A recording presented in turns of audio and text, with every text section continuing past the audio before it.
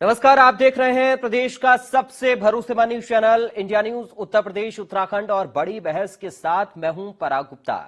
आज हम चर्चा करेंगे 24 की लड़ाई टारगेट 80 पर आई। दरअसल यूपी में सत्तारूढ़ बीजेपी ने 2024 लोकसभा चुनाव के लिए राज्य की सभी 80 सीटों को जीतने का लक्ष्य रखा है। इस कड़ी में बीजेपी की पहली प्राथमिकता उन सभी वीआईपी सीटों को जीतने की है जिनको पार्टी 2019 के लोकसभा चुनाव में जीतने में कामयाब नहीं हो सकी थी। खासकर यूपी के 80 लोकसभा सीटों में 14 सीटें ऐसी हैं जिसे 2019 में बीजेपी जीत नहीं पाई थी, लेकिन उपचुनावों में सपा के प्रभाव वाली आजमगढ़ और रामपुर जैसी सीटों को जीतने के बाद पार्टी का उत्साह बढ़ा है। राज्य की 80 सीटों में बिजनौर, अमरोहा, मुरादाबाद, संभल, रायबरेली, घोसी, लालगंज, जौनपुर, अंबेडकर नगर, गाजीपुर, श्रावस्ती, मैनपुरी, सहारनपुर और नगीना सीटों पर अभी गैर बीजेपी दलों का कब्जा है। इनमें 10 सीटों पर बसपा के पाले में है तो 3 सीटों पर समाजवादी पार्टी और रायबरेली सीट पर सोनिया गांधी का प्रतिनिधित्व है। ऐसे में बीजेपी इन सीटों पर अपने कई कद्दावर मंत्रियों को सामाजिक समीकरण साधने के साथ ही केंद्र और राज्य सरकार की कई योजनाओं के लाभार्थी समूह के साथ बैठक करने और जनसंपर्क की जिम्मेदारी दी गई है। इसके अलावा बीजेपी विपक्ष के मजबूत वोट बैंक माने जाने वाले मुस्लिम समाज के बीच अपनी जगह बनाने की कवायद कर रही है। खासकर पसमानदा मुसलमानों को इस संदेश देने की कोशिश हो रही है कि बीजेपी मुसलमान विरोधी नहीं है, बल्कि वो खुले दिल से इस समुदाय को गले लगाने के लिए तैयार है। बीजेपी इस बात को समझती है कि बिना मुस्लिमों को साथ लिए ये लक्ष्य हासिल नहीं हो सकता है। बहरहाल अब देखना होगा कि बीजेपी अपने इस प्लान से 2024 के चुनाव में विपक्ष को पटकनी क्या दे पाएगी। इसी मुद्दे पर हमारे साथ एक खास पैनल भी आज जुड़ेगा जिस पर करेंगे बड़ी बहस।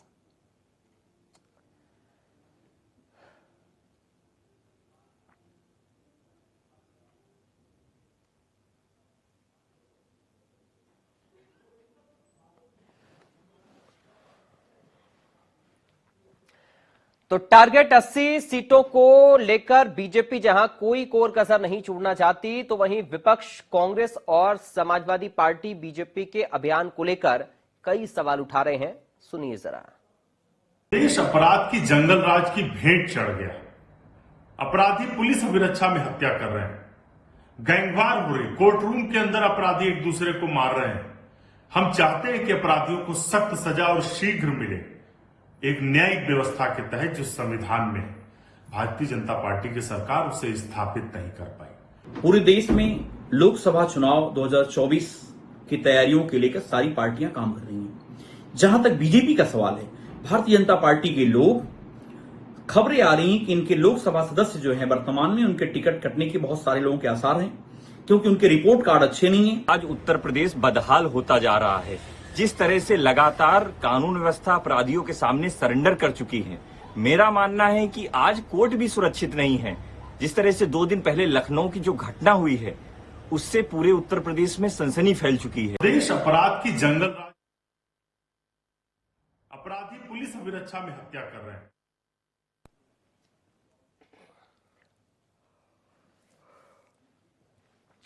तो चर्चा करने से पहले हम आपको दिखाते हैं संवाददाता निकिता सरीन की एक खास रिपोर्ट। 2024 के लोकसभा चुनाव को लेकर के भारतीय जनता पार्टी की तैयारियां जमीनी स्तर पर दिखती नजर आ रही हैं। यही वजह है कि भारतीय जनता पार्टी लगातार कार्यक्रम, सम्मेलन और मोर्चे कर रही है। एक तरफ जहां मुस्लिम वोटर्स के साथ साथ ओबीसी वोटर्स को भी साथ लेकर चल रही है बीजेपी, तो कहीं ना कहीं सरकार इस बार कोई कसर नहीं छोड़ना चाह रही है। मिशन 80 के तहत अगर बात की जाए तो इस बार लक्ष्य 80 लेकर के चल रही है भारतीय जनता पार्टी, लेकिन कहीं ना कहीं अभी भी भारतीय जनता पार्टी को 2 सीटों पर लगातार डर लग रहा है और वो 2 सीटें हैं मैनपुरी और आजमगढ़ की। अब देखने वाली बात ये होगी कि इतने सम्मेलनों के बाद और लगातार 1 माह का जो जनसंपर्क अभियान चल रहा है, ऐसे में बीजेपी कितना काम कर पाती है सीटों को लेकर के, क्योंकि हमेशा से उत्तर प्रदेश की 80 सीटें बहुत ही महत्वपूर्ण रही हैं भारतीय जनता पार्टी के लिए और जीतने के लिए कोई कसर नहीं छोड़ना चाह रही है। एक तरफ जहां पर माफियागिरी का दी एंड हो गया है, ऐसे में लोगों के जो सेंटिमेंट्स हैं वो भी सरकार की तरफ आते नजर आ रहे हैं। अब देखने वाली बात यह होगी कि इस बार क्या भारतीय जनता पार्टी 80 में 80 सीट पर विजय पा पाती है या अभी भी 78 सीटें ही उनके खेमे में मौजूद रहेंगी। लखनऊ से वीडियो जर्नलिस्ट गौरव के साथ मैं निकिता सनी, इंडिया न्यूज के लिए। और इस वक्त हमारे साथ कुछ खास मेहमान जुड़ गए हैं, सीधा आपका परिचय करा दें। बीजेपी से प्रवक्ता ओपी सिंह हैं। ओपी सिंह साहब, आपका स्वागत है। समाजवादी पार्टी से प्रवक्ता प्रोफेसर भुवन भास्कर जोशी हैं। भुवन जी, आपका स्वागत है। डॉक्टर सुधा मिश्रा कांग्रेस पार्टी से प्रवक्ता हैं। डॉक्टर सुधा, आपका स्वागत है। और राजीव रंजन, राजनीतिक विश्लेषक, हमारे साथ मौजूद हैं। राजीव रंजन जी, आपका स्वागत है। ओपी सिंह साहब, क्या तैयारी है 80 सीटों पर जीत की? अब जिन सीटों को आप हार गए उनको जीतना एक बड़ी चुनौती आप लोगों के लिए है, इसलिए ये कवायद की जा रही है। ये सही कहा, हमारा जो रणनीति है 2024 लोकसभा चुनाव का, वो 80 की 80 सीटों को जीतने का है। और ये आपने बिल्कुल सही कहा कि 2019 लोकसभा चुनाव में जिन 14 सीटों पर हम जीत नहीं पाए, उस पर हमारी खास रणनीति है और खास उस पर काम कर रहे हैं कि हम वो इस बार 14 की 14 सीटें जीते। जब हम कहते हैं कि हम इस बार लोकसभा चुनाव में 2024 में 80 सीटें जीतेंगे, तो विपक्ष कहता है कि 80 की 80 कैसे संभव?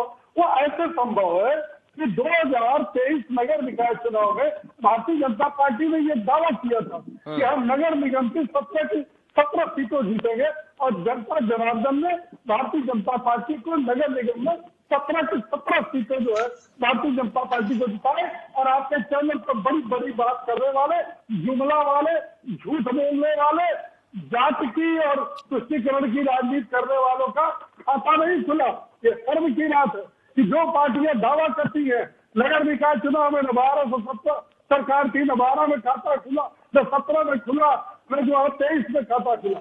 भारतीय जनता पार्टी जनता के बीच में, जब इस समय भारतीय जनता पार्टी महाजनसंपर्क अभियान चला रही है, उस महाजनसंपर्क अभियान में हम जनता के बीच जाकर के डबल इंजन सरकार की हम उन उपलब्धियों को बताते हैं जनता को कि आपने हमको पहले आपने आजमाया, फिर बार बार दोहराया, तो जो आपने हमारे पर विश्वास किया, हमने 9 साल और 6 साल में इस देश और प्रदेश में क्या किया, ये बहुत लंबा विषय है। अगर तथ्य परक डिबेट आती होगी तो कम से कम आधा घंटा बताने में लगेगा कि हमारी डबल इंजन की सरकार ने जनता के लिए क्या किया।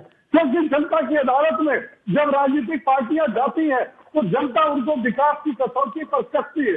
अगर उस पर हम खड़े उतरते हैं तो जनता फिर चुनती है, वरना नहीं तो किसी को 1 सीट, किसी को 2 सीट, किसी को वायनाड, किसी को जो तमिलनाडु भेजने के लिए जनता विरोध कर देती है। ये भारतीय जनता पार्टी नहीं देती, ये भारतीय जनता पार्टी पर दोष लगाते हैं। आप जनता के बीच में तो जाते नहीं, सुख दुख में शरीक होते नहीं। जब चुनाव आता है तो एसी कमरे से बाहर निकलते हैं, डिबेट करते हैं। 2014 से आज तक आपने कौन सा चुनाव जीता? जिनकी ताजपोशी समाजवादी पार्टी में हुई, आज तक एक भी चुनाव नहीं जीता है। जिस भाई बहन की ताजपोशी हुई, उत्तर प्रदेश में एक भी चुनाव नहीं जीते। चुनाव जीतने की तो बात छोड़िए, 2024 को समाजवादी पार्टी चाहती है कि हम दूसरे नंबर पर है, संख्या बल पर वो तीसरे नंबर पर समाजवादी पार्टी है। जब पिछले चुनाव में बहन मायावती के चरणों में पूरा परिवार गिर पड़ा, तब तो आपको कुछ सीटें मिली थी। इस बार जयंत चौधरी आपके साथ है, वो भी कांग्रेस के साथ जा रहे हैं। राजस्थान हरियाणा में उन्होंने समझौता कर लिया कांग्रेस से। किसके लड़ेंगे? आपके अनुबंध पर कौन विश्वास करेगा? आपने सबको धोखा दिया, सबको चला है, जनता को भी धोखा दिया है, जनता को भी चला है। इसलिए जनता ने आपको बुरी तरह से नकार दिया। चलिए भुवन जी, अब ओपी सिंह साहब कह रहे हैं कि अगर 17 नगर निगम हम जीत सकते हैं तो 80 लोकसभा की सीटें भी जीत सकते हैं। देखिए, पूरा प्रदेश देख पा रहा है आज जो उत्तर प्रदेश है वो जंगल राज बन चुका है। और हम कहना चाहते हैं, चाहे वो आप घटना देख पा रहे हो प्रयागराज की, या आप कल घटना देख पा रहे थे लखनऊ की। इसके अलावा देखिए, लखनऊ जो हृदय है उत्तर प्रदेश का, राजधानी के साथ साथ वहां पर पूरा शासन प्रशासन रहता है। वहां पर कोर्ट परिसर में पब्लिक सुरक्षित नहीं है, देखिए वहां पर क्या हुआ, एक पुलिस वाले घायल हुए, एक हमारी और आपकी बेटी घायल हुई है, रेप हुए लखनऊ में और भारतीय जनता पार्टी के नेताओं का नाम आ रहा है उसमें। तो निश्चित तौर पे आज जवाब देना है भारतीय जनता पार्टी की योगी सरकार को, जो इनका शासन फेल है, प्रशासन फेल है, इनका इंटेलिजेंस फेलियर है। और ये बड़ी बड़ी बातें मैं देख रहा था, भारतीय जनता पार्टी के प्रवक्ता साथी अभी कहने का काम कर रहे थे, अभी तो ये कर्नाटक की हार से संभल भी नहीं पाए। कर्नाटक में इनको बेदखल कर दिया, प्रधानमंत्री की सबसे ज्यादा सभाएं, प्रधानमंत्री के सबसे ज्यादा रोड शो उस क्षेत्र में हुए, लेकिन लोगों ने नकार देने का काम करा। ये तो बजरंगबली को भी बीच में लेके आए और नफरत की जो राजनीति करते हैं उसके तहत, लेकिन वहां की जनता ने नकारा और इनकी 40% की जो कमीशन की सरकार है उसको जवाब देने का काम किया। और रही बात अब समाजवादी पार्टी की, मैं आपसे कहना चाहता हूँ जी, समाजवादी पार्टी अपने जो कार्यकर्ता हैं उनको प्रशिक्षण शिविर देने का काम कर रही है। आप ये देखिए, हमारा जो प्रशिक्षण शिविर है वो प्रारंभ हो चुका है, वो अपना नैमिषारण्य में हम लोग धरती पे आज पर उसका प्रशिक्षण शिविर कर रहे हैं। और ये प्रशिक्षण शिविर की क्यों आवश्यकता है मैं आपको बताना चाहता हूँ। इसलिए आवश्यकता है कि आज हमें केवल भारतीय जनता पार्टी से नहीं लड़ना, हमें भारतीय जनता पार्टी के नफरत की राजनीति से लड़ना है, भारतीय जनता पार्टी के धनबल से लड़ना है, भारतीय जनता पार्टी के उन साइलेंट पार्टनरों से लड़ना है जो केवल आते हैं, दिल्ली से आते हैं और आते हैं, हैदराबाद से आते हैं और इनकी चुनाव में चुपचाप मदद करके चले जाते हैं। इनके पुलिस प्रशासन से लड़ना है, प्रशासन से लड़ना है जो आज इनके चुनावी एजेंट के रूप में काम करता है। ये लड़ाई बड़ी है, इसलिए प्रशिक्षण ठीक है। आवश्यकता है। इसके साथ एक बात मेरी लास्ट में, इसके बाद मैं आपको बताना चाहता हूँ, हम लोग अपनी जो सामाजिक न्याय की लड़ाई है और जाति जनगणना की मांग को लेकर हम लोग धरातल पे काम करने का काम कर रहे हैं। हम लोगों ने लगातार लोक जन जागरण यात्रा के माध्यम से लखीमपुर खीरी में इसका आगाज माननीय अखिलेश यादव जी के नेतृत्व में हो चुका है। हम लोग जनता के बीच में और हमें पूरा विश्वास है कि जनता का आशीर्वाद। चलिए सुधा मिश्रा जी, आप लोग तो यूपी में हाशिए पर हैं, कैसे अपने आप को उबार पाने में आप लोग काम कर पाएंगे? क्योंकि समाजवादी पार्टी और बीजेपी तो अपनी अपनी बातें कर रहे हैं, कह रहे हैं कि हम 80 जीत लेंगे या हम 80 जीत लेंगे, लेकिन कांग्रेस पार्टी कहां पर खड़ी हुई है? पराग जी, प्रश्न का उत्तर देने से पहले तर्क और बहस, आप जानते हैं इसमें अंतर क्या होता है? सकारात्मकता और नकारात्मकता का इसमें सिर्फ अर्थ होता है, सार्थकता किसमें है और कौन सी बात बस कहने के लिए कही गई। ये जो बड़ी बड़ी बातें भी हमारे भाजपा के प्रवक्ता भाई साहब ने वायनाड और तमिलनाडु का नाम लिया और कहा जनता वहां भेज देती है। मैं इनसे जानना चाहती हूँ, क्या ये दोनों जगहें भारत में नहीं आती हैं? आप लोग इस देश में जब ऐसे शब्दावली का प्रयोग करते हैं तो आपको अंदर से धिक्कार नहीं आता है क्या?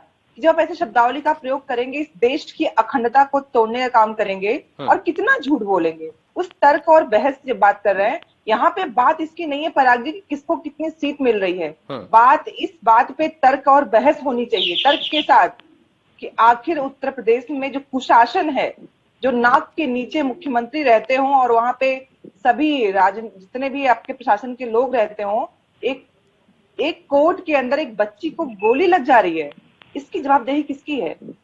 एक स्टेडियम के सामने दो माँ बेटी गाड़ी में बैठी होती हैं, वो गिर जाता है, वो दोनों ऑन स्पॉट मर जाती हैं, गलती किसकी? बस्ती में जो घटना होती है, जो रेप की घटना होती है, गलती किसकी? अयोध्या में जो घटना होती है, बच्ची को छत से गिरा के मार दिया जाता है, कारण कौन?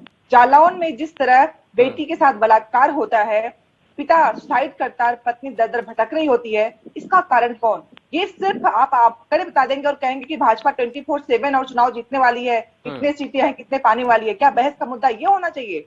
इस उत्तर प्रदेश को इन्होंने जो सिर्फ और सिर्फ चुनावी जुमलों के द्वारा इस देश की जनता की उस प्रतिशतता के आधार पे जितने लोग इनको वोट देके इनके अंदर जो दम्भ और जो ये अभिमान भर देते हैं, अभिमान नहीं बोलूंगी, दम्भ बोलूंगी, जो इनके तरह ये अंदर से आगे संविधान के किस अनुच्छेद में लिखा हुआ है कि चुनाव जीतना ही संविधान की रक्षा करता है, या लोकतंत्र का मतलब मात्र यही है कि चुनाव कौन जीत रहा है? आप जानते हैं कि लोकतंत्र का तात्पर्य होता है कि कौन लोकतंत्र के जो मूलभूत कर्तव्य हैं, जो उसके अधिकार हैं, जो जनता के अधिकारों की रक्षा करने का प्रयास होना चाहिए, उसकी रक्षा कौन कर रहा है? यहाँ पे काश मैं चाहती हूँ कि हमारे संविधान में कुछ ऐसा जरूर होता कि ये जो दम निकल के आता है इन लोगों का, जो ये बातें कर रहे होते हैं कि हम जीत रहे हैं, जनता हमको आप पिछले चुनाव को देखिए, 35 से 36 चुनाव हारने के बाद ये कौन सी ताकत इनको दे रही है कि लोग कहते हैं कि हम जीत रहे हैं और बाकी लोगों के बारे में इस तरह बातें कर लेते हैं। इसका मतलब इस देश में मात्र और मात्र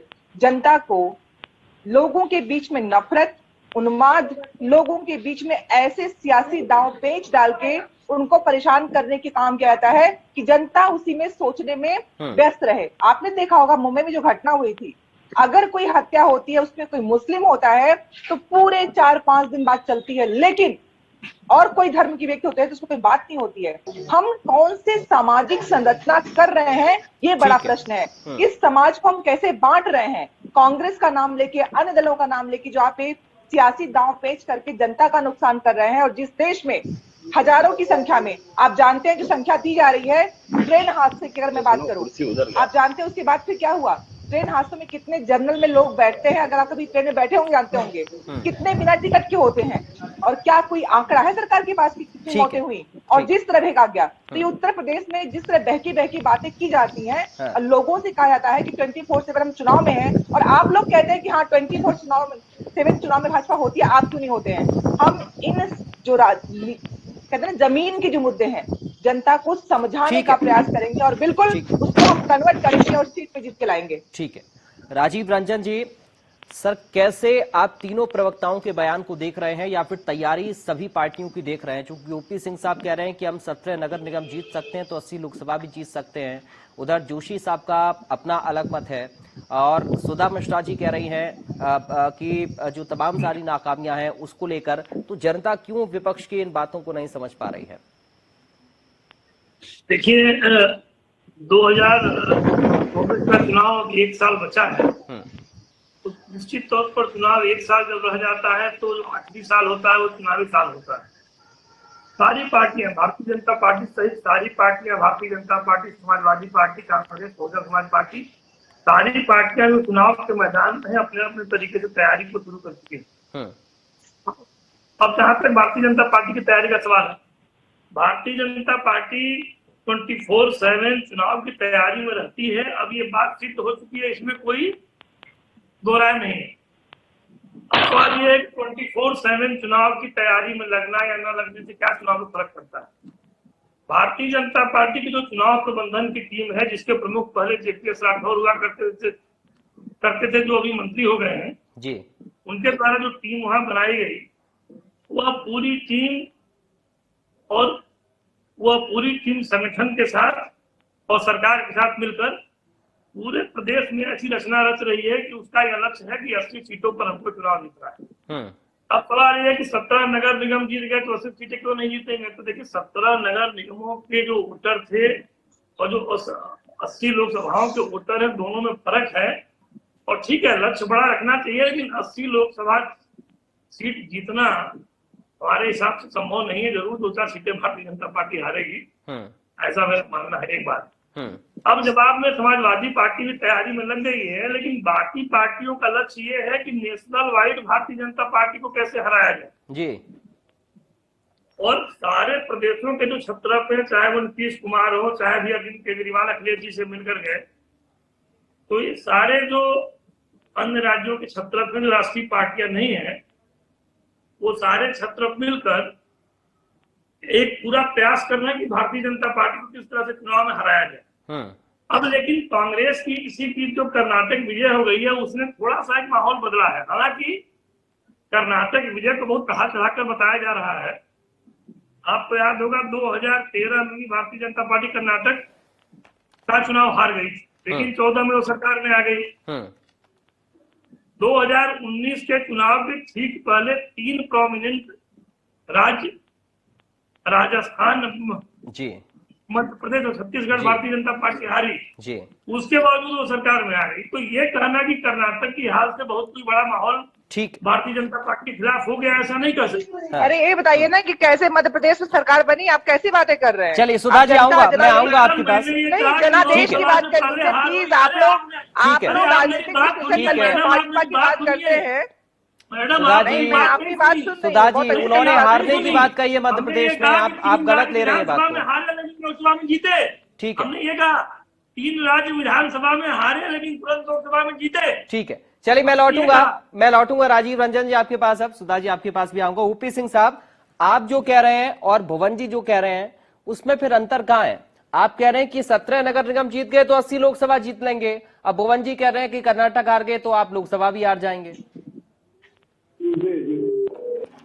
कर्नाटक लगता है जैसे अखिलेश यादव जीत गए, ठीक है, वहाँ कांग्रेस जीती है, हम जनता जनार्दन के आदेश को स्वीकार करते हैं।